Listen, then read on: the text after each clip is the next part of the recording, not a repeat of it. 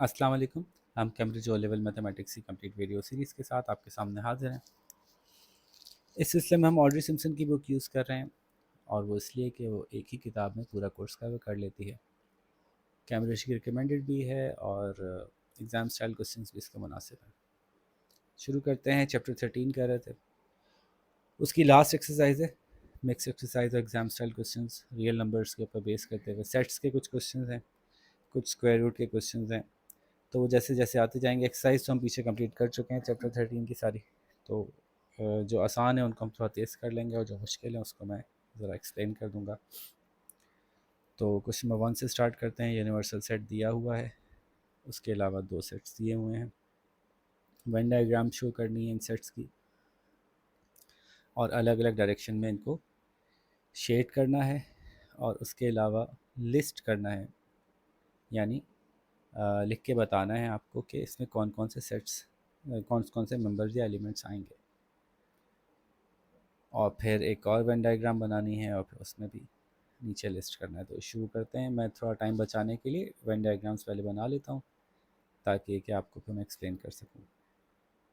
देखिए Venn diagram देख लीजिए।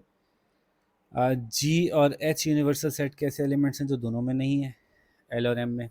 एल में ए सी ई है और एम में सी ई बी डी एफ है, तो ये इंटरसेक्शन हो गया और ये यूनियन हो गया। अब आप इसमें से वो एलिमेंट्स को राइट डाउन कर सकते हैं कि सी और ई इंटरसेक्शन पे आ रहे हैं, यूनियन में एल और एम की A B C D E F आ रहे हैं। फिर तो वो आप ब्रैकेट्स में लिखेंगे, ठीक है। जो ए का आंसर है वो आपके पास आ रहा है सी और ई, इसमें जो है वो A B C D E F.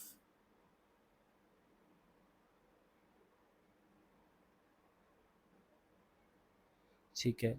अच्छा, एल कॉम्प्लीमेंट का मतलब हुआ वो सब कुछ जो एल में नहीं है, तो ए सी ई के अलावा सब कुछ एल में नहीं है, यानी G H B D F ये एल में नहीं है, एल कॉम्प्लीमेंट।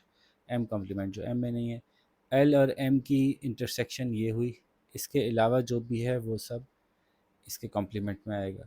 तो A B D G H. आसान सवाल था, पहला सवाल था, इसलिए थोड़ा मैंने कर दिया जल्दी, मतलब तफसील से। फिर कह रहे हैं एक और वेन डायग्राम बनाइए,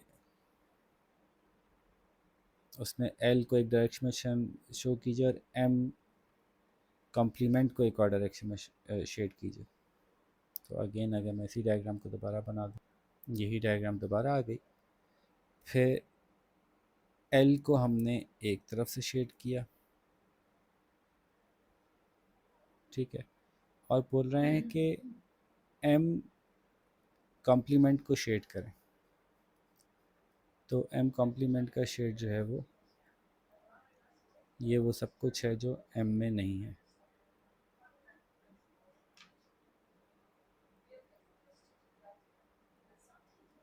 सी ई पे नहीं होगा, ठीक है। फिर लिस्ट करें कि इसमें क्या क्या आया, किसमें, एल इंटरसेक्शन एम कॉम्प्लीमेंट में। वो क्या चीज़ें हैं जो एल में भी है और एम कॉम्प्लीमेंट में, तो खाली ए ही बन रहा है ऐसी सूरत में। और वो क्या चीज़ें हैं जो एल और एम कॉम्प्लीमेंट के यूनियन में, तो एम कॉम्प्लीमेंट में तो क्या क्या है, जी है, एच है, और ए में जो है वो ए सी, एल में जो है ए सी ई है, तो ए सी ई जी और एच जो है वो इनके यूनियन में बन रहा है, यानी वो जो इसमें हो वो भी सारे लेने हैं। तो जी एच एल इस और ए इसमें है और ए सी ई ए एल में है, तो एम कॉम्प्लीमेंट और एल का यूनियन जो है वो ये बन रहा है। ठीक है जी, क्वेश्चन नंबर 1 डन हो गया। Question number 2, list the integers from -2 to 2। Okay, पहले मैं इसको क्लीन कर लूँ। अब इससे -2 से 2 तक के इंटीजर्स बताने, तो -2 -1 0 1 2, -2 और 2 इंक्लूड करना है। इंक्लूसिव का मतलब इंक्लूड करना है, ठीक है। तो ये भी हो गया। 3 में पूछ रहे हैं डिस्क्राइब करें इसको। कैसे डिस्क्राइब करेंगे, पहचानने की कोशिश करें। ये 1 क्यूब है, ये 2 क्यूब है, 3 क्यूब है, 4 क्यूब है। तो this is the set of first four cube members, first four cube numbers. ये देखें स्क्वायर नंबर्स हैं, 1 square, 2 square, 3 square, 4 square, 5 square. Set of first 5 square numbers, ये हो गया। फिर आपसे पूछ रहे हैं without using calculator simplify as far as possible. इन दोनों में, दोनों ही सवालों में 4 में और 5 में, दोनों में फैक्टराइज करें। इसके फैक्टर्स आप करेंगे तो इस वाले के फैक्टर्स करेंगे तो पूरा का पूरा बाहर आ जाएगा। आखिर में बचेगा 8/8।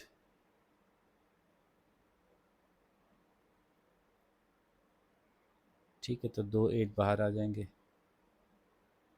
64 हो जाएगा। तो ये तो बेसिक सवाल है, आप कर लीजिएगा, फैक्टर प्राइम फैक्टराइजेशन का सवाल है। और इसमें जो बी में आप फैक्टराइज करेंगे तो अंदर बचेगा 2 × 5 × 5 × 7 × 7। तो ये 7 × 5√2 यानी 35√2 आंसर आ जाएगा। ठीक। अब पूछ रहे हैं 5 में कौन सा इरेशनल है। इरेशनल वो है जिसमें रूट के साथ कोई नंबर अंदर रह जाएगा। ठीक है ना। तो 121 तो हमें पता है कि 11 का, तो इसमें से तो 11 बाहर आ गया, तो ये तो रैशनल नहीं है। 500 को आप अगर रिजॉल्व करेंगे तो ये हमें पता है कि 500 जो है वो परफेक्ट स्क्वायर नहीं है, तो वो लाजमी ये रैशनल निकलेगा। फिर you are given the following information, -10 और 10 समेत इंक्लूसिव एक सेट दिया हुआ है जो कि यूनिवर्सल है। फिर ये 3 सेट दिए हुए हैं। उसके बाद आपको इनकी वेन डायग्राम बनानी है। पहले वेन डायग्राम बनानी है और फिर इनके नंबर्स बताने, कितनी तादाद है इसमें। ठीक है, ये याद रखिए, जब n दिया हुआ है तो ये नहीं पूछ रहे कि एलिमेंट्स क्या क्या हैं, बल्कि ये कह रहे हैं कि इनकी तादाद बयान कर दें। तो वो मैं बता देता हूँ। अब देखिए यूनिवर्सल सेट में -10 से +10 तक है। कुछ एलिमेंट्स नज़र आ रहे हैं जो इसमें तीनों में नहीं है।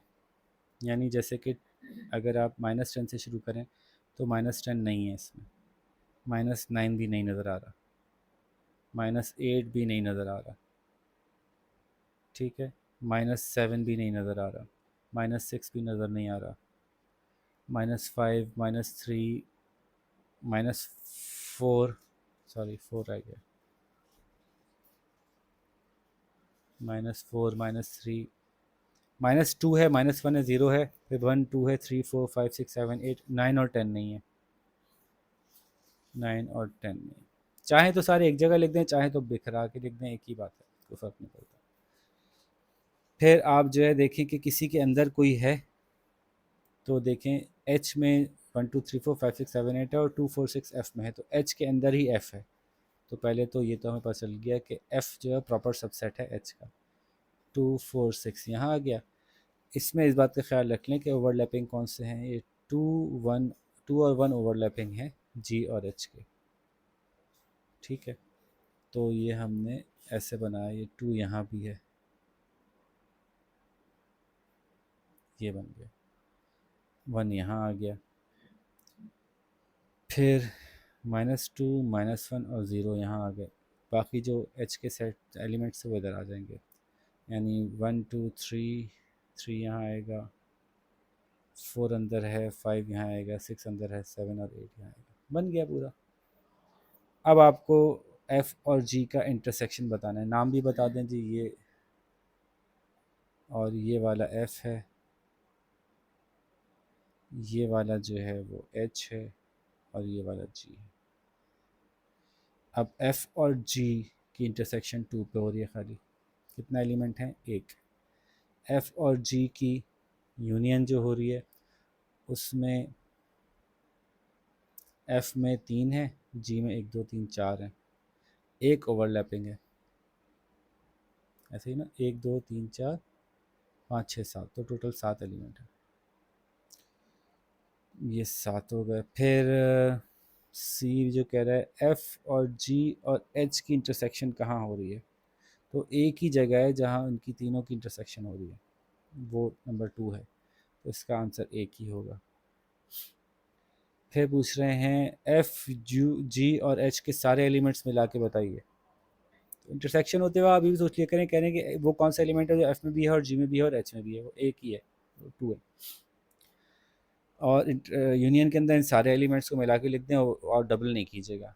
तो तादाद टोटल 11 बन रही है, 1 2 3 4 5 6 7 8 9 10 11। ठीक है, फिर एफ़ और जी और एच को जब आपने यूनियन किया तो उसके अलावा कितने बचे? वो 1 2 3 4 5 6 7 8 9 10, 10 बचे। ठीक है, क्वेश्चन 6 डन हो गया।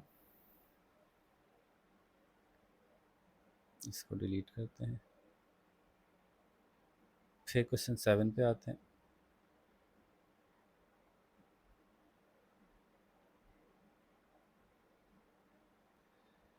क्वेश्चन 7 में पूछ रहे हैं इनमें से कोई इंटीजर बता दें, कोई रैशनल नंबर बता दें। तो इंटीजर कैसे बताएंगे हम? जो अंडर रूट से बाहर आके भी प्रॉपर नंबर रहे। ठीक है, तो अंडर रूट 16 जो है 4 है, 4 4 16 होता है, तो ये इंटीजर हो गया। इरेशनल नंबर बहुत बहुत आसानी से बता सकते हैं, जो अंडर रूट से सॉल्व होने के बाद भी हमें कंफर्म है कि उसमें अंदर कुछ बचेगा अंडर रूट के, तो वो 14 में बचेगा, हमें पता है। ये रैशनल नंबर हो गया। क्वेश्चन नंबर 8 में पूछ रहे हैं एक आपको इंटीजर्स का दिया हुआ है जिसमें 2 इंक्लूसिव है, 14 इंक्लूसिव है और बीच के सारे नंबर्स हैं, और ए सेट है प्राइम नंबर्स का, तो वो कौन कौन से होंगे प्राइम नंबर के सेट में। और बी जो है वो 3 के मल्टीपल्स हैं, तो वो कौन कौन से होंगे? 3 6 9 12 बस। और इसको आप अरे आराम से ख़ुद बना सकते हैं, आई डोंट थिंक कि इसमें कोई मसला है। चलें मैं जल्दी से पॉज करके बना देता हूँ। ये लीजिए मैंने बना दिया। यूनिवर्सल सेट में सारे ले लिए, 2 से लेके 2 3 4, जो इन ए और बी में नहीं थे वो बाहर लिख दिए। ए में ज़ाहिर है सारे प्राइम नंबर हैं, तो 2 3 5 7 11 13 है। बी में 3 के मल्टीपल्स हैं, तो 3 6 9 12 हैं। तो 3 6 9 12 3 ओवरलैपिंग है, इंटरसेक्शन में आ जाएगा। फिर 2 3 5 7 11 13 ए में आ गए। ठीक है, ए यूनियन बी में सब आ गए। इनका कॉम्प्लीमेंट क्या है? 4 8 10 12 इनका कॉम्प्लीमेंट, तो ये हमने बता दिया 4 8 10 और 14। फिर ए इंटरसेक्शन बी जो है वो कहाँ है? ए इंटरसेक्शन बी ये रहा। तो इसमें कितने एलिमेंट हैं? एक एलिमेंट है, तो एलिमेंट बताना है, एक है। तो इसमें आंसर 3 नहीं लिखेंगे, बस यही ट्रिक किया इन्होंने कि ये एन लिखा हुआ है, तो आपने एलिमेंट्स की तादाद बतानी है। अब एक और चीज़ बता रहे हैं, C is a proper subset of A में जो कुछ है उसी में से सी आ रहा है, और सी में सिर्फ 3 एलिमेंट्स हैं। जब के बी और सी को इंटरसेक्ट कराते हैं, बी और सी को इंटरसेक्ट कराते हैं तो कुछ भी नहीं आता। इसका मतलब है कि सी में 3 तो नहीं होगा, क्योंकि बी में 3 है। बाकी सी में सिर्फ ए के एलिमेंट्स हैं। बी में सारे एलिमेंट्स वो हैं जो कि ए के हैं, उन्हीं में से कुछ मिला के सी बना है। यानी ए के कोई से 3 मेंबर्स निकले हैं, और इस बात से हमें ये पता चल गया कि उसमें 3 नहीं है, क्योंकि बी और सी को इंटरसेक्ट कराया तो कुछ भी नहीं आया। इसका मतलब है कि बी में से कोई भी चीज़ सी में नहीं है। इसका मतलब है कि आप बी में इन्हीं चारों में से कोई है। This the members of a possible set C. तो अब सेट सी जो है वो आप बता दीजिए, तो उसमें कौन कौन से मेंबर्स आ सकते हैं? 2 5 7 11 और 13 में से कोई आ सकते हैं। तो ये हो गया जवाब। इसका पार्ट बी है, on a copy of the Venn diagram below shade the set P union R intersection. P union R कहाँ हो गया? ये रहा। तो पी यूनियन आर को हम जो कुछ पी में है और जो कुछ आर में है, ये तो हमने एक साइड से शेड कर दिया ताकि यूनियन हो जाए। और क्यू के साथ ये जो इंटरसेक्ट कर रहे हैं,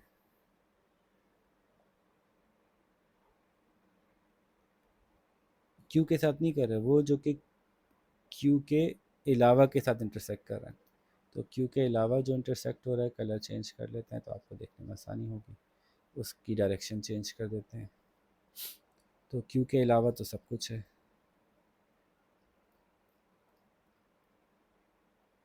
सिर्फ वो नहीं है जो क्यू के अंदर है।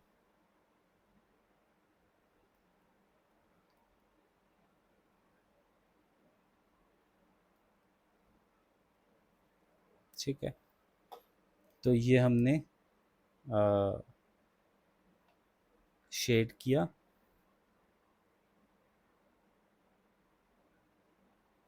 अब ये P यूनियन R और Q के अलावा जो भी सब कुछ है, जब उसको शेड करेंगे तो क्या बचेगा? तो वो तमाम एरिया बचेगा जो कि दो साइड्स पे शेड हुआ है। P यूनियन R पे ये कलर और चेंज कर देते हैं जी। P यूनियन R पे ये सब आ गया था और Q कॉम्प्लीमेंट पे ये सब आ गया था। अब Q कॉम्प्लीमेंट और इनके बीच में क्या चीज़ कॉमन है? तो वो चीज़ है जो डबल शेडेड है, वो ये कॉमन है। कहाँ कहाँ तक कॉमन है? उसमें Q नहीं आना चाहिए, ठीक है, Q के अंदर नहीं जाएगा। बस बुक में गालिबन इसका आंसर जो दिया हुआ वो ठीक नहीं दिया हुआ।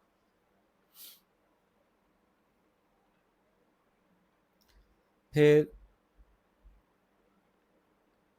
इन्होंने जो आंसर दिया हुआ है ना, क्यू कॉम्प्लीमेंट के हिसाब से नहीं दिया हुआ, क्यू के हिसाब से दिया हुआ, जो सही नहीं है। अच्छा जी, क्वेश्चन नंबर सी है इसका।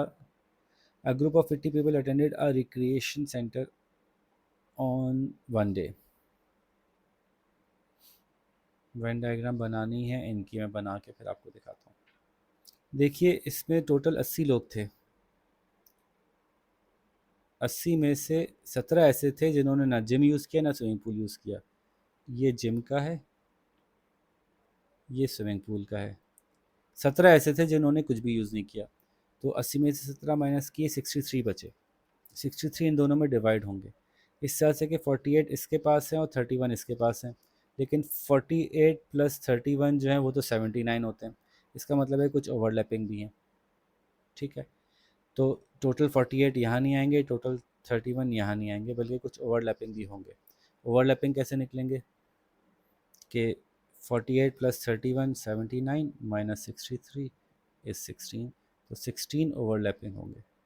अब 16 माइनस कर दें 48 में से तो बचते हैं 32। 16 माइनस कर दें स्विमिंग पूल 31 में से, स्विमिंग पूल में से, तो बचते हैं 15। ये बनी वेन डायग्राम। लेकिन इसमें वेन डायग्राम बनाना ज़रूरी नहीं है, अगर आप ऐसे ही कैलकुलेट कर सकते हैं तो भी जवाब माना जाएगा। ठीक है, नेक्स्ट क्वेश्चन है, list the members of X and Y.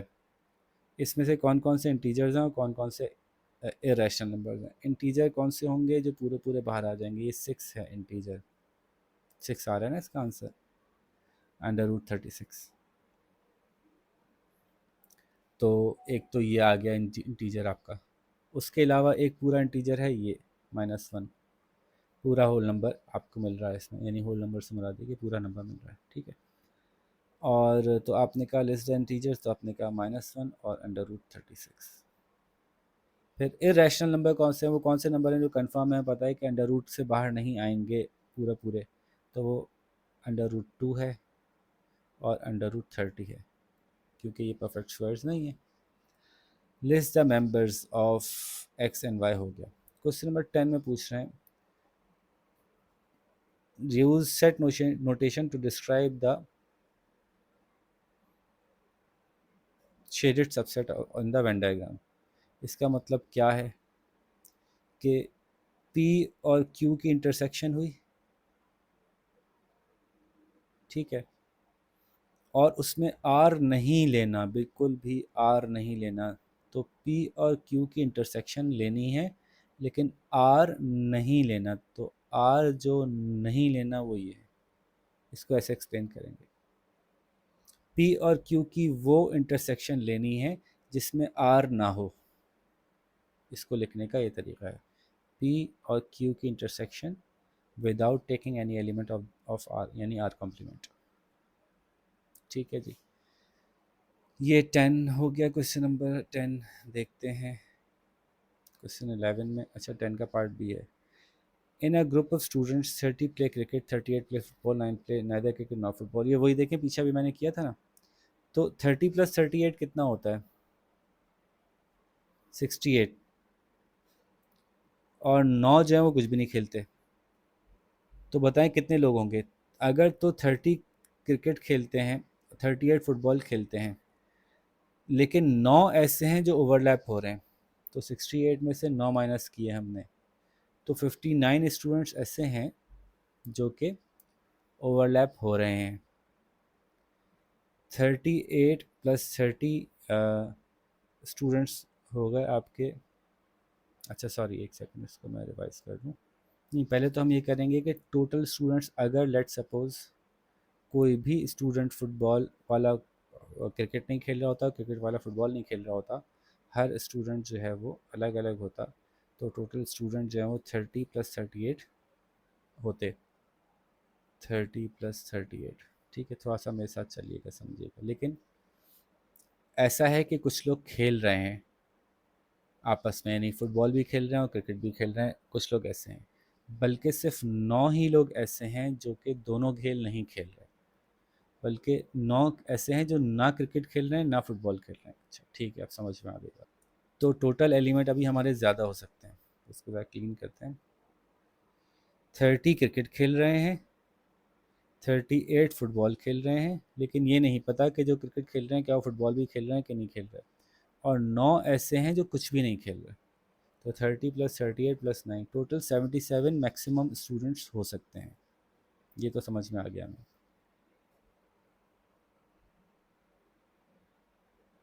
तो अब ये पूछ रहे हैं कि एक्चुअली स्टूडेंट्स कितने होंगे, तो मैक्सिमम नंबर ऑफ स्टूडेंट्स 77 हो सकते हैं। ये बात समझ में आ रही है आपको, कि अगर जो क्रिकेट खेल रहे हैं वो सिर्फ क्रिकेट खेल रहे हों, जो फुटबॉल खेल रहे हैं वो सिर्फ फुटबॉल खेल रहे हैं, और 9 ऐसे हैं जो कुछ भी नहीं खेल रहे, तो मैक्सिमम नंबर ऑफ स्टूडेंट्स 77 हो सकते हैं। 30 क्रिकेट, 38 फुटबॉल, 9 ना क्रिकेट ना फुटबॉल। अब ये पूछ रहे हैं कि ये बताइए कि कम से कम कितने स्टूडेंट्स इस सिचुएशन में आ सकते हैं, इस ग्रुप में। तो देखिए 9 तो कुछ भी नहीं खेल रहा है, तो ये 9 तो पूरे पूरे आएंगे। लेकिन ये ऐसा हो सकता है कि ये सारे के सारे 30 जो क्रिकेट खेल रहे हैं वो फुटबॉल भी खेलते हों, ये हमें नहीं बताया इन्होंने। तो इसका मतलब है कि हम ये कह सकते हैं कि इसके अंदर ये सारे के सारे पॉसिबल है कि आ जाएं। So all 38 students who are playing football can also be playing cricket. तो हम इसको इसके अंदर ले लेते हैं कि 38 और 30 ओवरलैप हो गए, तो इनको मिला के हमने 38 ही ले लिया। लेकिन ये 9 इनके अंदर मिला नहीं सकते, 9 को अलग से लेना पड़ेगा, क्योंकि 9 ना क्रिकेट खेल रहे हैं ना फुटबॉल खेल रहे हैं। तो 38 प्लस 9 जो है वो बन रहा है 47। तो कम से कम 47 तो होंगे ही होंगे, इससे कम नहीं हो सकते। ठीक है, 9 ये हो गए जो कुछ नहीं खेल रहे, और 38 वो हो गए जो फुटबॉल खेल रहे हैं, और उन 38 में से ही 30 ऐसे हैं जो क्रिकेट खेल रहे हैं। ये पॉसिबल है कि कम से कम इतने स्टूडेंट्स होंगे, इससे कम नहीं हो सकते। फिर एक सवाल है question number 11, in a group of language student. सब इतना लंबा सवाल है, मैं पॉज करके पढ़ के फिर आता हूँ। देखिए 3 तरह के बच्चे हैं, कुछ ने स्पेनिश पढ़ रहे हैं, कुछ फ्रेंच पढ़ रहे हैं, कुछ जर्मन पढ़ रहे हैं, कुछ 2 पढ़ रहे हैं और कुछ तीनों पढ़ रहे हैं, ऐसा है। तो 24 बच्चे, पहले तो ये देखें, 24 बच्चे स्पेनिश में हैं मौजूद, अभी हम इंटरसेक्शन पे नहीं जा रहे। 23 फ्रेंच पढ़ रहे हैं, और 15 जो हैं वो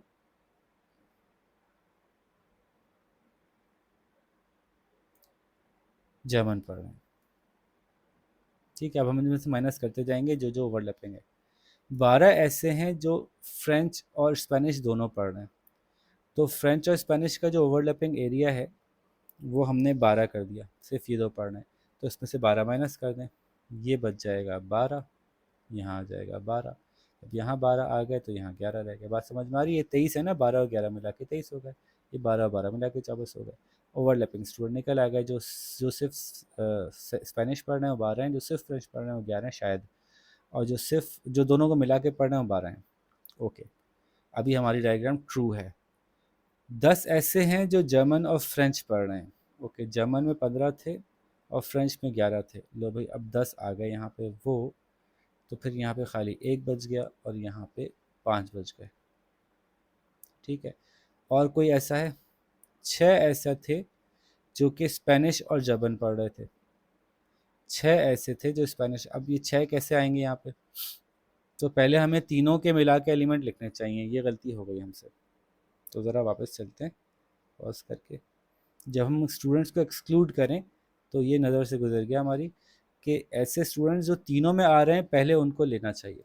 4 ऐसे हैं जो तीनों में आ रहे हैं, तो 4 यहाँ लिख के पहले तीनों के 4 4 माइनस कर दें। इसमें 19 बचे, इसमें 20 बचे, इसमें 11 बचे। अब इनके आपस के इनके जो कॉमन है ना इंटरसेक्शन है वो निकालने चाहिए। तो कितने हुए? 12 जो हैं स्पेनिश और फ्रेंच हैं। स्पेनिश और फ्रेंच मिला के 12 हैं, जिसमें से कि 4 तीनों पढ़ रहे हैं। ठीक है, हम पीछे से वापस से आते हैं कि 4 ऐसे हैं जो ये तीनों पढ़ रहे हैं। तो इसके 4 काट के 20 कर दिए, इसके 4 काट के 19 कर दिए, इसके 4 काट के 11 कर दिए। अब हम दो दो वाले निकालते हैं। तो देखिए 12 जो हैं वो स्पेनिश और फ्रेंच पढ़ रहे हैं। स्पेनिश और फ्रेंच 12 पढ़ रहे हैं, 4 तो यही आ गए, ये स्पेनिश फ्रेंच पढ़ रहे हैं ना, साथ में जर्मन भी पढ़ रहे हैं, लेकिन स्पेनिश फ्रेंच तो पढ़ रहे हैं। तो हमें पूरे 12 यहाँ लिखने की ज़रूरत नहीं है, 8 से काम चलेगा। ये 8 पे शामिल हैं ये 4, यानी टोटल मिला के 12 हो रहे हैं। तो 8 से कम करते हैं, ये 12 रह गए और ये 11 रह गए। फिर 10 जो हैं वो जर्मन और फ्रेंच पढ़ रहे हैं। जर्मन और फ्रेंच में यहाँ 10, 4 पहले ही मौजूद हैं, 6 और आ जाएंगे। 6 माइनस किए तो यहाँ बच गए 5, यहाँ बच गए 5। फिर जनाब आपके हैं 6 ऐसे हैं जो स्पेनिश और जर्मन पढ़ रहे हैं। 6 यहाँ चाहिए, 4 पहले से मौजूद है तो 2 चाहिए। ऐसे ही है, 1 मिनट रखिए। जी ऐसा ही है। तो 4 और 2 6 ये हो गए, 12 में से 10 ये रह गए, 2 इसमें से काटे तो 5 में से 3 ये रह गए। अब आप सवाल का जवाब दे सकते हैं कि स्पेनिश और फ्रेंच कौन पढ़ रहा है जो जर्मन ना पढ़ रहा हो। तो स्पेनिश और फ्रेंच जो पढ़ रहे हैं लेकिन जर्मन नहीं पढ़ रहे, वो ये हैं 8 लोग। How many? 8। और एक लैंग्वेज पढ़ने वाले कौन है? एक ये रहा, एक ये रहा, एक ये रहा। 10 और 5 15 और 3 18 बच्चे ऐसे। ठीक है, क्वेश्चन नंबर 12 है, rearrange the quantities in order with the smallest first। अच्छा आसान सवाल है, इसको आप किसी एक रेशो एक तरीके पे ले आएँ, डेसिमल में ले आएँ तो ज़्यादा अच्छा है। मैं ला के दिखाता हूँ। अगर कैलकुलेटर यूज़ नहीं करना हमें, तो फिर हम क्या करेंगे, हम डिनोमिनेटर को बनाना चाहते हैं 10 या 100 या 1000 या कुछ। तो हमें पता है 10 नहीं बना सकते, इसको हम डेसिमल से मल्टीप्लाई करना पड़ेगा, आसान नहीं है। 100 नहीं बना सकते, 8 के टेबल में 100 नहीं आता, 1000 आता है 8 के टेबल में, क्योंकि 125 8 ज़ा 1000 होता है।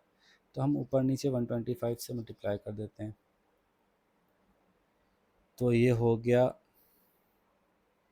12500 अपॉन 1000। अब आप डेसिमल में निकाल सकते हैं इसको। ठीक है, तो ये मैं निकाल के दिखा।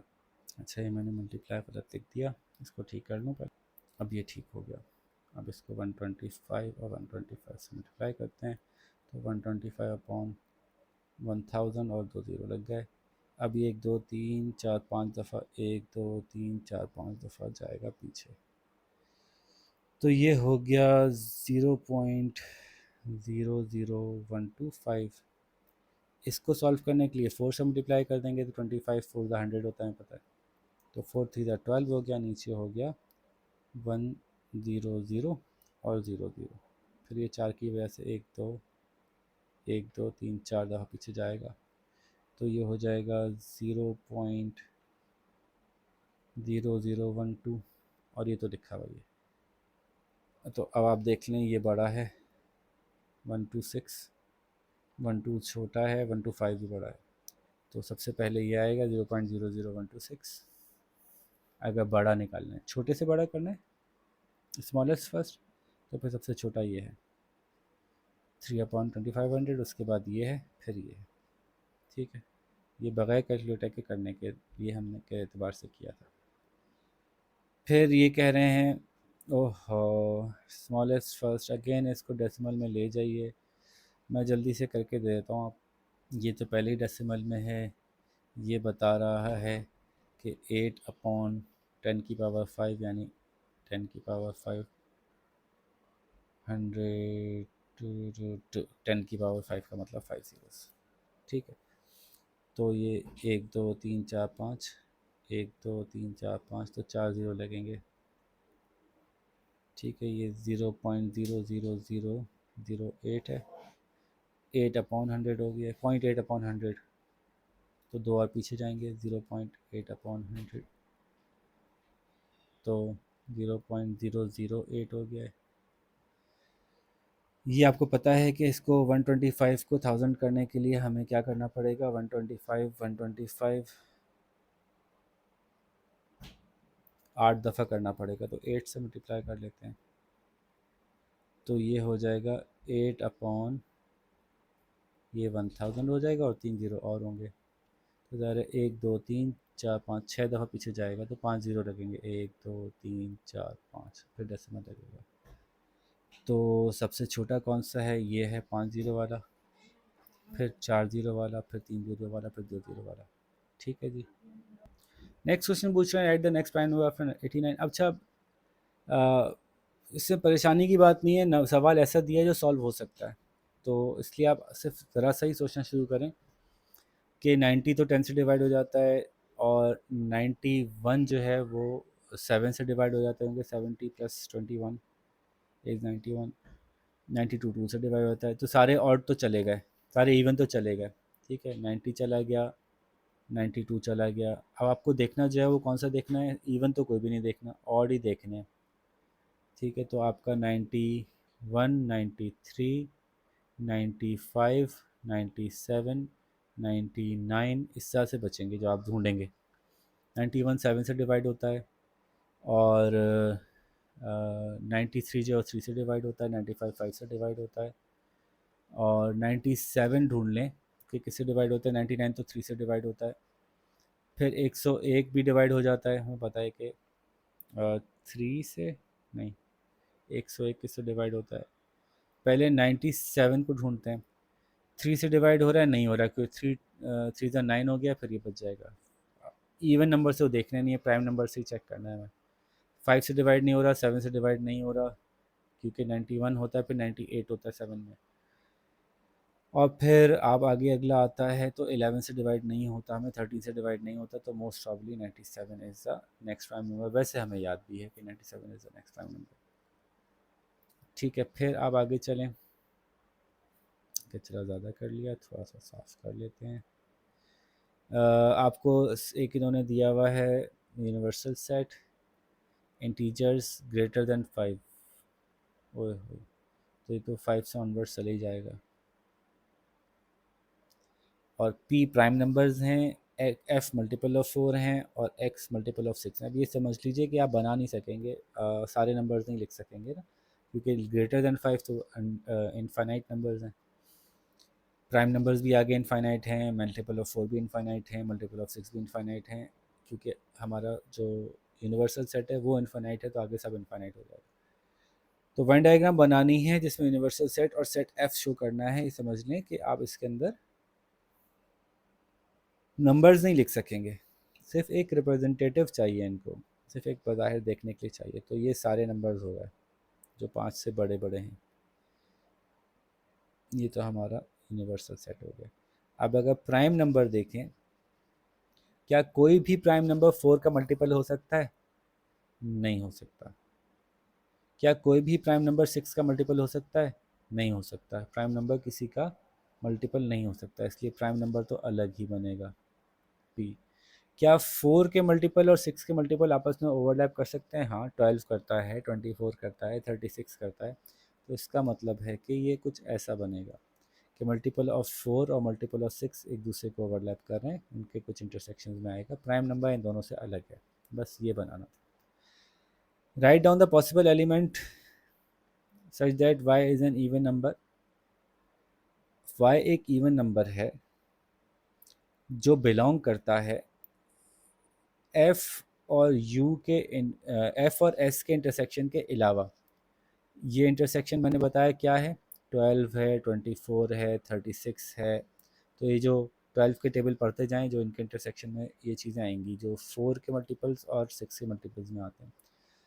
तो 4 के मल्टीपल्स और 6 के मल्टीपल्स में जितने भी एलिमेंट हैं, यूनियन कर लें, जितने भी एलिमेंट हैं, तो उसमें सारे 4 के आ गया, 4 4 8 12 16, 6 में आ गया 6 12 18 और ऑनवर्ड्स, इनके अलावा है कोई नंबर, ओके, तो क्या कोई नंबर ऐसा है जो इन दोनों के अलावा हो और 5 से बड़ा भी हो?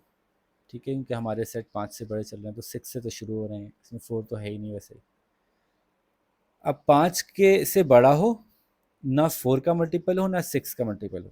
4 और 6 के सारे नंबर ले लो तो उसके अलावा कोई बताओ, तो वो नंबर बताएं, और साथ में शर्त ये है कि वो इवन भी हो। तो ज़रा चलते हैं। अच्छा, अगेन ये कोई इम्पॉसिबल नंबर नहीं दिया होगा तो घबराने की ज़रूरत नहीं है, ये ऐसे ही कोई नंबर दिया होगा जो आसानी से मिल जाएगा। तो 1 2 3 4 5 तो सोचना ही नहीं है, 5 से बड़ा हो गया। 6 का मल्टीपल है। 7 इवन नहीं है, तो अब ढूंढेंगे कहाँ, सारे के सारे इवन नंबर में। 8 4 का मल्टीपल है, 9 देखना ही नहीं है। 10 4 का मल्टीपल भी नहीं है, 6 का मल्टीपल भी नहीं है, इवन भी है। और और भी देख सकते हैं, ज़रूरत नहीं है वैसे। 11 ऑड है, 12 6 का मल्टीपल है, 13 ऑड है, 14 14 हो सकता है। ना 6 का मल्टीपल है ना 4 का मल्टीपल है। ठीक है, इस तरह से कई नंबर मिल जाएंगे। तो सवाल मुश्किल नहीं देते इस तरह का, जब भी देते हैं आंसर आसानी से मिलने वाला होता है। क्वेश्चन नंबर 16 देखते हैं। वेन डायग्राम में शेड कर दो ए इंटरसेक्शन सी कॉम्प्लीमेंट के हवाले से। जो ए में नहीं है और जो सी में नहीं है, वो सब कुछ जो ए में नहीं है और वो सब कुछ जो सी में नहीं है, वो मिला लो तो कहाँ क्या बनेगा। वो सब कुछ जो ए में नहीं है, वो सब कुछ जो सी में नहीं है, वो एक तो ये है और ये है सब कुछ। बस वो सब कुछ जो ए में है और वो सब कुछ जो सी में है, उनको मिलाते हैं तो वो सब कुछ जो ए में है वो तो ये हो गया, वो सब कुछ जो सी में है वो तो ये हो गया। ठीक है, इसका इंटरसेक्ट करा दो उससे जो कि बी में भी हो, तो ये रही वो चीज़ें। वो सब कुछ जो सी में भी हो और ए में भी हो, इन दो, या तो सी में हो, सॉरी, या तो सी में हो या ए में हो, लेकिन बी में ज़रूर हो क्योंकि इंटरसेक्शन हो रहा है। ठीक है, तो ये जो डार्कर शेड है ये हो गया हमारा। Question number 7। अब ये बड़े मुश्किल सवाल होते हैं जब आधा इधर हो और आधा उधर हो। चलें, यूनिवर्सल सेट दिया हुआ है और सेट दिए हुए सवाल देखते हैं क्या पूछ रहे हैं, फिर आगे चलते हैं। सवाल पूछ रहे हैं, अब सवाल भी लंबा दिया है इन्होंने, मैं यहाँ लिख लेता हूँ, ऐसा करता हूँ, ये आसानी कर लेता हूँ अपने लिए कि सवाल कॉपी कर लेता हूँ। सवाल है कितने हैं number of A intersection B intersection C, वो जो ए में भी हों, बी में भी हों, सी में भी हों। फिर दूसरा है ए और जो ए में हो या बी में हो, उसके अलावा कौन कौन से कॉम्प्लीमेंट। फिर पूछ रहे हैं the a number is chosen. अब ये बाद में देखते हैं, पहले ये वाला देख लेते हैं। ए में भी हो, सी में भी हो और बी में भी हो। ये मल्टीपल ऑफ 3 है, फैक्टर ऑफ 60 है, प्राइम नंबर है। 5 से लेके 15 तक नंबर हैं। ख्वारी है बस खाली, वरना और तो कुछ नहीं है। 5 6 7 8 9 10 11 12 13 14 15। सवाल तो मुश्किल नहीं है। मल्टीपल ऑफ 3 कौन कौन से हैं इसके अंदर अंदर? 3 6 9 12 15। फैक्टर ऑफ 60 क्या है? 60 में कौन कौन से आते हैं? 1 आता है, 2 आता है, 3 आता है, 4 से 60 जाता है 5 से जाता है, 6 से जाता है, 7 से नहीं जाता, 8 से नहीं जाता, 9 से नहीं जाता, 10 से जाता है, 11 से नहीं जाता, 1 6 10 60, 2 30 60, 30 नहीं है, 15 है, 15 4 60, और बस सारे हो गए। ठीक है, तो 12 भी तो होता है, 12 5 60 भी तो होता है, 12 और 15 सही है। तो अब ये इसके हो गए, और प्राइम नंबर्स निकालने तो 2 3 5 7 11 13। अब ये तो हमारे एलिमेंट्स निकल आए सारे, और अब सवाल देख लेते हैं। सवाल क्या था? A intersection B intersection C, A में भी हो, बी में भी हो, सी में भी हो, वैसे ही बता दूं। आप डायग्राम बना लीजिएगा। 3 लग रहा है मुझे एक तो, और 1 2 3 4 इसमें नहीं है, 5 इसमें नहीं है, 6 इसमें नहीं है, 7 नहीं है, 8 नहीं है, तो ये एक ही है एलिमेंट।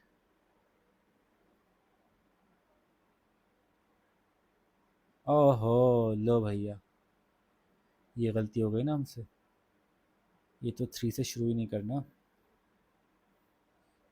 ये तो 3 से शुरू ही नहीं करना, ये तो है ही नहीं हमारे पास। अब बताओ, वो जो ए और बी और सी तीनों में हो वो तो कोई भी नहीं बचा, तो ये तो एक नल हो गया, यानी एम्प्टी सेट हो गया, नहीं एम्प्टी सेट हो गया। फिर दूसरा सवाल क्या पूछा है, ए में हो और बी में हो जो दोनों मिला के, उसके अलावा कौन कौन से हैं। तो काट दें इसमें से, जो ए और बी में 6 है कट गया, यही है ना, हाँ 9 है कट गया, 12 है कट गया, 15 है कट गया, 5 कट गया, 6 कटा हुआ है, 10 कट गया, 12 कट गया, 15 कटा हुआ है। तो पूछ क्या रहे हैं कि एलिमेंट्स कौन कौन से हैं, तो ये हैं 7 8 11 13 14, नंबर पूछा तो 1 2 3 4 5 है, तो ये तो एक हो गया हमारा काम। जो ए और बी में जो यूनियन है उसके अलावा कौन कौन से हैं ये बता दिया हमने। फिर जी पूछा है कि आर सुना है इन्होंने यूनिवर्सल सेट से, बताइए कि क्या प्रोबेबिलिटी है कि R belongs to A intersection B. पहले तो प्रोबेबिलिटी का कॉन्सेप्ट होना चाहिए, फिर बताएंगे हम कि R belongs to A intersection B. अब पहले तो ये बंद करते हैं और ए इंटरसेक्शन बी देखते हैं कि क्या है, वो क्या एलिमेंट्स हैं जो ए में भी हों और बी में भी हों। मैं डायग्राम से नहीं चल रहा था टाइम बचाने के लिए। वो 6 है, 12 है और 15 है, 6 12 और 15।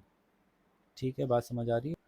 अब देखिए यूनिवर्सल सेट में टोटल 11 एलिमेंट्स हैं, 11 में से कितना चांस है कि ए इंटरसेक्शन बी आ जाए, तो मैंने बताया वो 3 चांसेस हैं, तो इसका सही आंसर है 3/11, कि 3/11 टाइम्स चांस होगा कि आपका जो रेंडमली सेलेक्ट किया हुआ नंबर है वो इंटरसेक्शन बी में से कोई एक नंबर हो।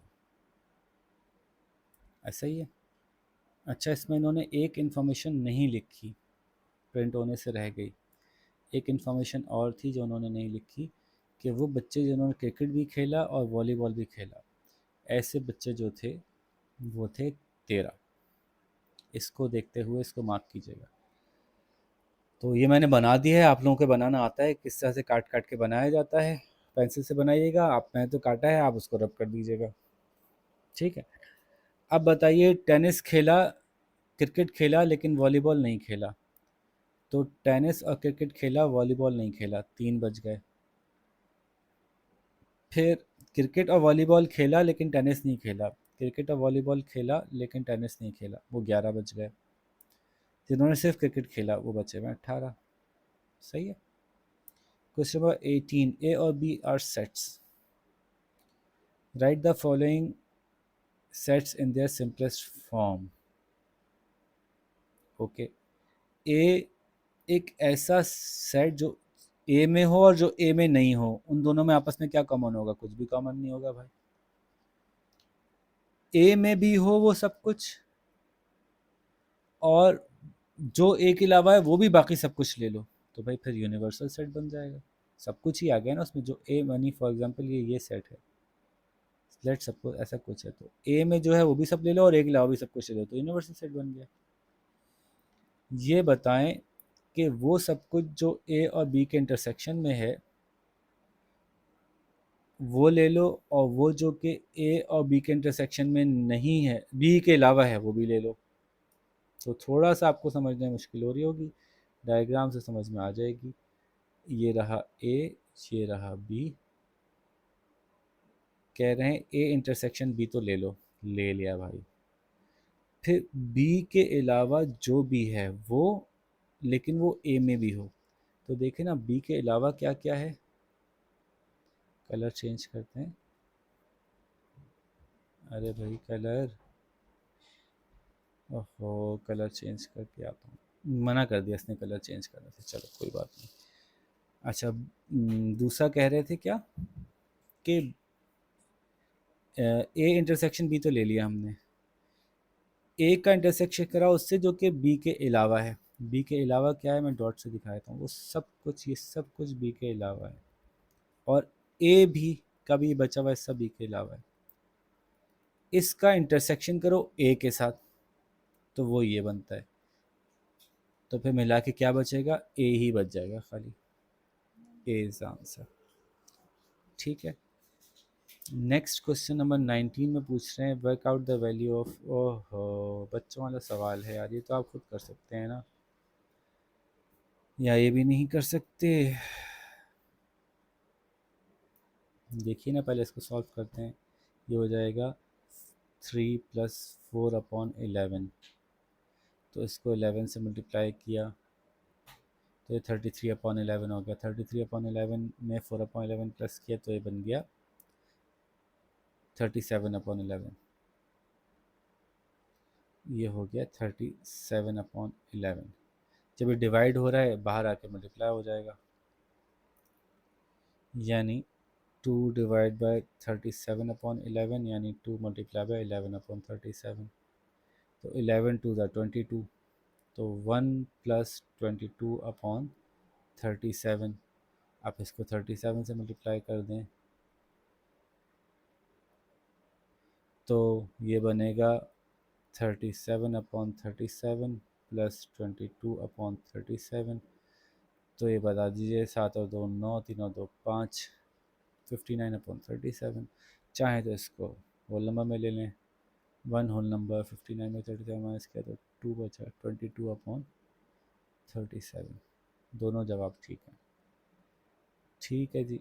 नेक्स्ट देख लें, आप लोग मुझसे सारे सवाल करवा रहे हैं, बच्चों वाले भी। नेक्स्ट क्वेश्चन लेते हैं, ये है फिर एक वेन डायग्राम। कितना वेन डायग्राम कराएंगे भाई। एक ग्रुप है, उसमें 100 स्टूडेंट्स हैं। 80 स्पेनिश पढ़ते हैं, 35 फ्रेंच पढ़ते हैं। सवाल पूरा पढ़ लूँ फिर आपको बताता हूँ। अच्छा देखिए, कुछ स्टूडेंट्स हैं जो कि स्पेनिश सीखते हैं, वो टोटल 80 हैं। जो फ्रेंच सीखते हैं वो टोटल 35 है। लेकिन कुछ ऐसे भी हैं जो स्पेनिश और फ्रेंच दोनों सीखते हैं, वो एक्स हैं, तो वो दोनों में से माइनस हो गए। 35 में से माइनस हो गए, एक्स में से माइनस हो गए। अब कह रहे हैं कि एक और सेट है जिसको कि आप एक्स कह लें। एक्स को कह सकते हैं हम कि एस और एफ का इंटरसेक्शन निकाल लो तो एक्स आ जाएगा। बिल्कुल सही है। तो इट इज़ अगर इनकी तादाद मालूम करनी हो तो number of members that are intersected through S N F. ठीक है। और the resultant of the intersection of S N F. अब कह रहे हैं कि वाई को आप कैसे लिखेंगे। वाई वो सारे एलिमेंट हैं जो एस और एफ के यूनियन के अलावा हैं। तो इसको हम कैसे लिखते हैं कि एस और एफ की यूनियन करो, उसके अलावा जितने भी एलिमेंट्स हैं वो सब वाई हैं। ये लिख दिया मैंने। A an expression of y in terms of x. तो टोटल ग्रुप में कितने हैं, 100 हैं। ओके। तो वो जो कि ये भी नहीं कर रहे और ये भी नहीं कर रहे। ओके एक मिनट देखिए जी, इसको लिखेंगे ऐसे कि टोटल स्टूडेंट्स कितने थे, वो थे 100। वाई कैसे निकला कि सारे स्टूडेंट्स जो एस और एफ के हैं उनको यूनियन करो, उसके अलावा जितने भी हैं वो वाई हैं। ठीक है ना। तो ये सारे स्टूडेंट्स यानी यूनिवर्सल सेट में से हम माइनस कर देते हैं तो ये आ जाएगा ना, ये यूनिवर्सल सेट है, इसमें से हम ये माइनस कर देंगे तो बाकी बच जाएगा। तो यूनिवर्सल सेट में से हमने माइनस किया क्या, ये वाला एलिमेंट है 80 माइनस एक्स, और ये वाला एलिमेंट है प्लस एक्स, और ये वाला एलिमेंट है प्लस 35 माइनस एक्स। ये हमने 100 में से माइनस कर दिया, इन तीनों को प्लस किया आपस में और 100 में से माइनस कर दिया, क्योंकि 100 यूनिवर्सल सेट की वैल्यू थी। तो बचा जनाब 100 माइनस एक्स और प्लस एक्स ख़त्म हो गए, 80 और 35 110 बचे।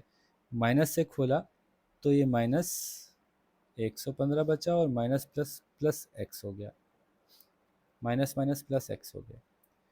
तो ये बचा x माइनस 15, y जो है वो है x माइनस 15। ओके,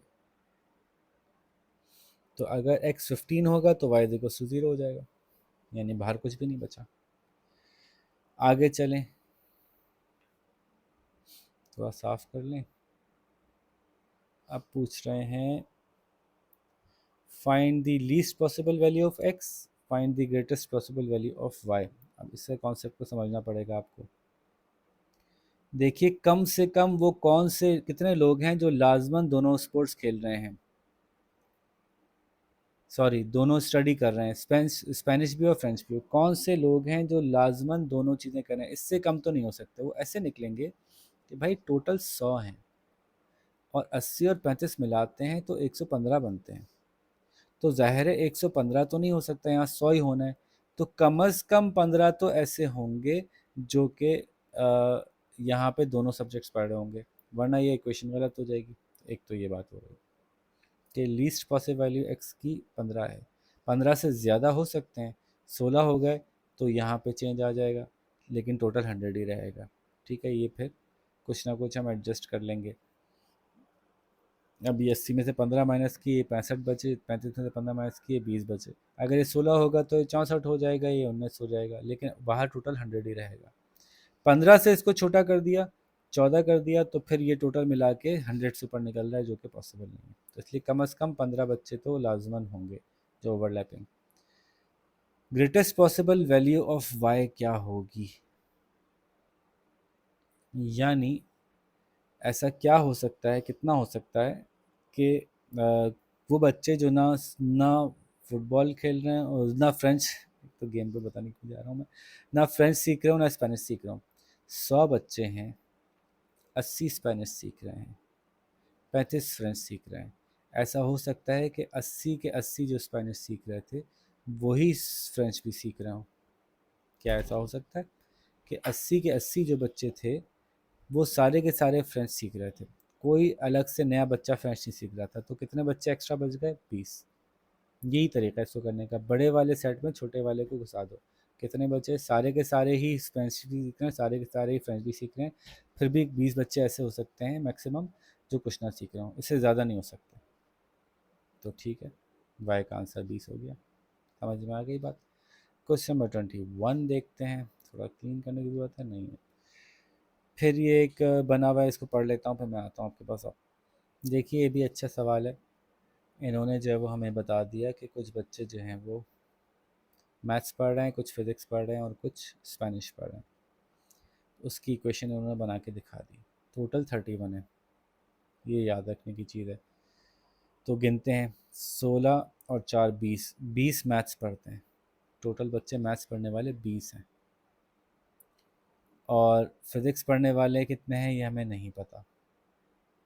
स्पेनिश पढ़ने वाला एक है, दो हैं जो कुछ भी नहीं पढ़ रहे, तो 20 ये हैं, दो ये हैं, एक ये हैं, तो 23 हो गया हमारे पास टोटल स्टूडेंट का हिसाब अब तक का जो है हमारे पास। ठीक है, तो बताइए कितने बच्चे हैं जो यहाँ आएंगे। तो देखें ना, टोटल 30 करने हैं मिला के हमें। यहाँ पे क्या वैल्यू होगी, 31, वो क्या वैल्यू होगी जो 31 होगी, को हमारे पास एक 23 का हिसाब आ गया, तो हमारे पास 8 रह गए, तो 8 अगर यहाँ लिख देंगे तो हिसाब 31 का पूरा हो जाएगा। ऐसे हमने निकाल लिया कि x की वैल्यू क्या है। फिर बताइए कि अगर, अब तो सारा आसान हो गया ना, कि m इंटरसेक्शन p कर रहे हैं तो क्या जवाब आ रहा है, कितने कितने नंबर आ रहे हैं, निकला वही है 4 है।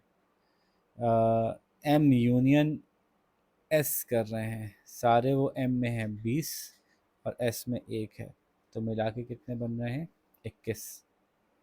वो सारे जो p में नहीं हैं, टोटल कितने हैं p में, 8 और 4 12 हैं। 12 फिज़िक्स पढ़ते हैं, तो फिज़िक्स जब नहीं पढ़ रहा वो कितने हैं, तो 31 में से 12 माइनस करने पता चल जाएगा।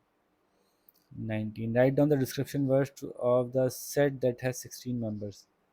16 मेंबर्स किस सेट में हैं, 16 मेंबर्स तो यहाँ हैं, ऐसे मेंबर्स जो मैथ्स तो पढ़ रहे हैं लेकिन कुछ और नहीं पढ़ रहे, सिर्फ मैथ्स पढ़ रहे हैं, ऐसे ही है ना। तो ये वो मेंबर्स हैं, these are the students that are studying maths only, the students who are studying maths only. हो गया, क्वेश्चन नंबर 21 भी हो गया। बहुत सवाल थे भाई, थक गए हम कर करके। Question number 22, the set A and B are shown on Venn diagram. पढ़ लेते हैं फिर वापस आते हैं। पहला पार्ट है कि y a से तो बिलोंग करता है लेकिन b में बिल्कुल भी नहीं है, तो y कहाँ है, फिर y ये रहा। दूसरा सवाल है, एक इंटीजर है 1 से लेकर 8 तक, तो 1 2 3 4 5 6 7 8। ठीक है, p एक ऐसा सेट है जिसमें कि x की वो वैल्यूज़ हैं जो 5 से बड़ी हैं, तो 6 7 8 है। q वो सेट है जिसमें x की वैल्यू हैं जो 3 और 3 से छोटी हैं, तो 1 2 3 हो गई। p यूनियन q सारे मिला लो तो 1 2 3 4 5 6 बनते हैं, 6 होंगे। बताइए वो क्या क्या एलिमेंट्स हैं जो p में भी नहीं है और q में भी नहीं है, उनका इंटरसेक्शन। जो p में नहीं है वो कौन कौन से हैं, वो हैं 1 2 3 4 5। जो q में नहीं है वो हैं 4 5 6 7 8। इनका इंटरसेक्शन कहाँ बन रहा है, इनका इंटरसेक्शन बन रहा है 4 और 5 पे। क्वेश्चन नंबर 23 देख लेते हैं, कितने रह गए भाई, चलो 2 ही रह गए, 3 रह गए। Express in set notation as simple as possible the subset shaded in the Venn diagram. Okay, कहाँ शेड हुआ हुआ, अच्छा ये वो रीजन है जो बी यूनियन सी तो है, सॉरी बी इंटरसेक्शन सी तो है, लेकिन इसमें से निकाला हुआ है हमने वो सब कुछ जो कि ए में है, जो कुछ ए में है वो निकाल दिया। ठीक है, तो जो ए में नहीं है वो ले लिया। इसको यूं ही लिख सकते हैं कि बी इंटरसेक्शन सी है, और बी इंटरसेक्शन सी तो ये पूरा हो गया था, लेकिन इसमें से भी वो सब कुछ ले लो जो ए के अलावा है, ए निकाल दो, ए के अलावा है, बी में भी हो सी में भी हो और ए के अलावा भी हो, तो इसको ऐसे लिखेंगे, ये रीजन आ जाएगा। ठीक है, जब किसी एरिया को निकालना होता है ना तो फिर कॉम्प्लीमेंट का इस्तेमाल करते हैं। फिर क्या हो गया, it is given that universal set में 40 हैं। यार ये तो साफ नहीं लिखा हुआ, शायद ये 18 लिखा हुआ है, मैं तुक्के से ही करूँगा कि पी में जो है वो 18 हैं, क्यू में 20 हैं। अब ये मालूम करने हैं। ओके, टोटल 40 हैं, पी में 18 हैं, क्यू में 20 हैं, और दोनों के इंटरसेक्शन में 7 हैं। तो यार ये कोई मुश्किल सवाल है क्या, कहाँ करूँ, यहाँ कर लेता हूँ। टोटल कितने थे, 40 18 और 20। 40 से यूनिवर्सल में, सिर्फ याद रखने के लिए लिख रहा हूँ, पी और क्यू इंटरसेक्शन में 7 है, 7 हो गया। ठीक है, और हमारे पास यस, तो कहाँ गए सवाल, ये अब 18 और 20 और 7 को जमा करें तो 45 बनता है, जबकि टोटल तो 40 हैं। ठीक है, तो मैं यहाँ 20 नहीं लिख सकता, मैं यहाँ 18 नहीं लिख सकता, कहाँ गया 18, पी 18 है, क्यू 20 है, क्यू 20 है, पी 18 है। मैं ये नहीं लिख सकता, आप ये समझ रहे हैं बात, पी 18 है, क्यू 20 है, क्योंकि 20 और 7, 27 और 18 जो है वो ये बन रहे हैं 45, जबकि टोटल एलिमेंट्स 40 हैं। यहाँ 40 नहीं लिखना चाहिए, मैं सिर्फ आपको बताने के लिए लिखा। तो अब बताइए आप सबसे पहले तो कि P यूनियन Q कितना होगा।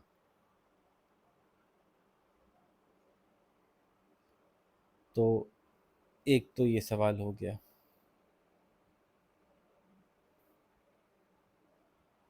दूसरा सवाल है जो P में भी नहीं है और जो Q में भी नहीं है उनका इंटरसेक्शन कितना होगा।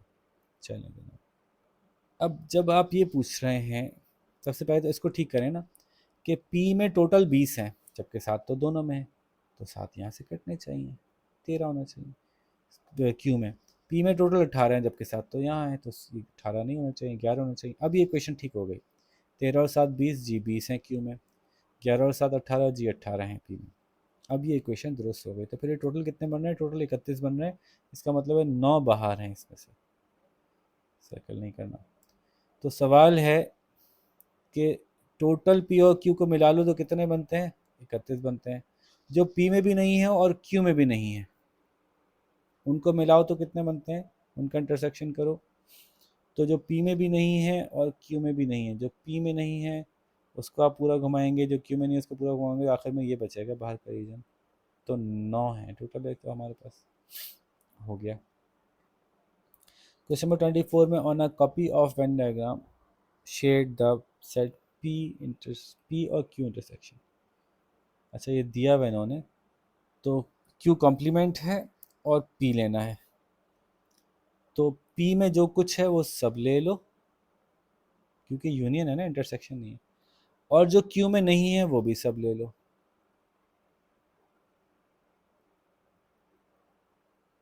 ठीक है, तो ये हमने बना दिया, शेड कर दिया। जो P में सब कुछ है वो भी ले लिया, जो Q में नहीं है वो भी ले लिया। और 27 बच्चे हैं क्लास में, 19 के पास बाइसाइकिल है, 15 के पास स्कूटर है, 3 के पास ना बाइसाइकिल है ना स्कूटर। ये सवाल बहुत दफ़ा आ गया। 15 के पास बाइसाइकिल है, 19 के पास स्कूटर, 15 के पास स्कूटर है, 19 के पास बाइसाइकिल है, 3 के पास कुछ नहीं है। तो देखें अगर हम सबको ऐड करते हैं तो 19 जमा 15 जमा 3, तो ये बनता है 37, जबकि बच्चे हैं 27। इसका मतलब है कुछ ओवरलैपिंग भी है। ये बात समझ में आती है। इसका मतलब है कि वैन डायग्राम ऐसे कुछ बनेगी कि 19 या बड़ा हो गया कि कुछ तो ओवरलैपिंग लाजमन है। 3 ऐसे हैं इनके पास कुछ नहीं है, टोटल 27 है यूनिवर्सल में। ठीक है, तो 19 के पास बाइसाइकिल है और 15 के पास स्कूटर है, लेकिन ये इक्वेशन 27 की नहीं बन रही। 3 तो निकाल ही दो 27 में से, क्योंकि उनके पास तो कुछ भी नहीं। तो यहाँ पे मामला 24 का बनेगा, जबकि 19 जमा 15 जो हैं वो बन रहे हैं 34। इसका मतलब है 10 का गैप है, 10 माइनस होने चाहिए इसमें से, 10 बीच में आएंगे और ये बनेगा 9 और ये बनेगा 5।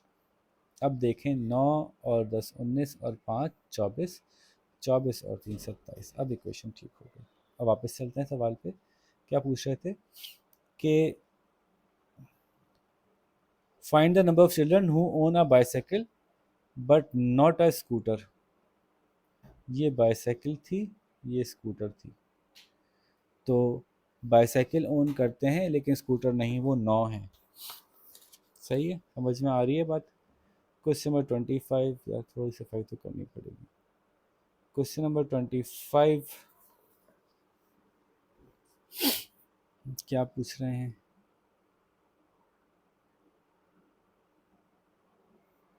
कि यूनिवर्सल सेट दे दिया 1 2 3 4 5, ए दे दिया 1 2 3, बी दे दिया 5, तो आसान है। Elements A union C, A में भी हों और सी में भी हों, तो 1 2 3 4 बन रहा है, क्योंकि 3 ओवरलैप है। उनका नाम लिखना है जी, नाम लिखना है, नंबर नहीं बताना। तो 1 2 3 4। वो जो बी में नहीं है, बी में नहीं है, तो वो है 1 2 3 4। उसका देखो कि सी के साथ कहाँ इंटरसेक्शन हो रहा है, 3 और 4 के अंदर।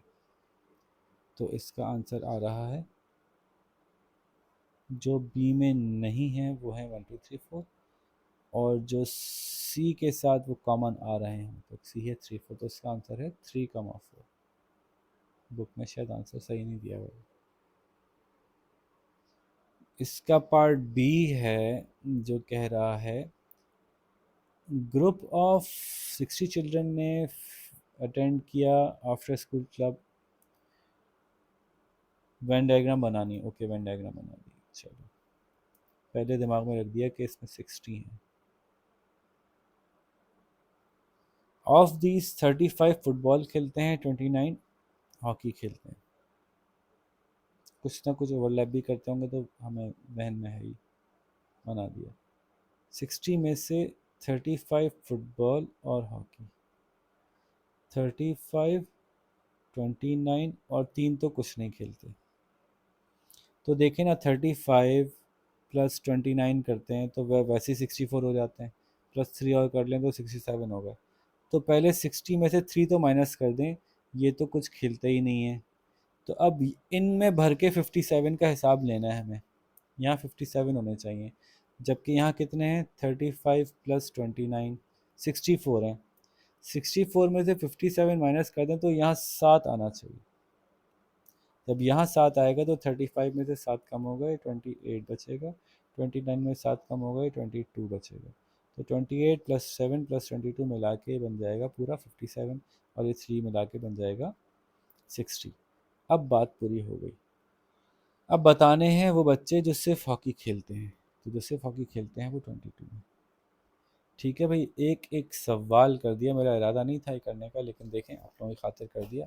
अब ये शिकायत ना हो कि टाइम लगेगा सॉल्व करने में, लेकिन कोशिश ये किया करें कि पहले खुद सॉल्व किया करें फिर आंसर देखा करें। अपना ख्याल रखिएगा। अल्लाह हाफ़िज़।